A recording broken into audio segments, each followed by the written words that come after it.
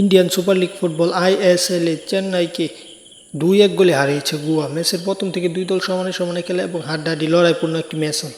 এই ম্যাচে গোয়াকে ম্যাচটি জিততে হতো এমন সমীকরণ, কারণ গোয়া চ্যাম্পিয়ন রয়েছে, এখনও টিকে আছে, এবং অপরদিকে চেন্নাই যদি ভালো কিছু করতে চায় বা এএফসি কাপ খেলতে চায় তাহলে তাদেরকে ভালো কিছু করতে হবে, সেই তেমন সমীকরণ নিয়ে এই ম্যাচটি শুরু হয় এবং ম্যাচটি অত্যন্ত জমজমাট হয়। শেষ ম্যাচটি গোয়া জিতে যায় 2-1 গোলের ব্যবধানে এবং এই ম্যাচ হেরে পয়েন্ট টেবিলে 6 নম্বরে আছে চেন্নাই, তাদের পয়েন্ট 27 এবং সমান ম্যাচ খেলে পয়েন্ট টেবিলে 4 নম্বরে আছে গোয়া, তাদের পয়েন্ট 31। সব কিছু মিলিয়ে মুম্বাই সিটি আছে শীর্ষে। সব কিছু মিলিয়ে গোয়ার জন্য এএফসি কাপ খেলা কিছুটা সহজ হলেও তারা চ্যাম্পিয়ন হতে পারবে না, তা অনেক কঠিন হয়ে যাবে, কারণ চ্যাম্পিয়ন রেসে টিকে থাকতে হলে যদি তাদের পয়েন্ট 35 কিংবা 37 থাকতো তাহলে হতো। যাই হোক, তারা চ্যাম্পিয়ন হতে পারবে না, কিন্তু এএফসি কাপ খেলতে হবে। খেলার আপডেট পেতে চ্যানেল সাবস্ক্রাইব করে রাখুন।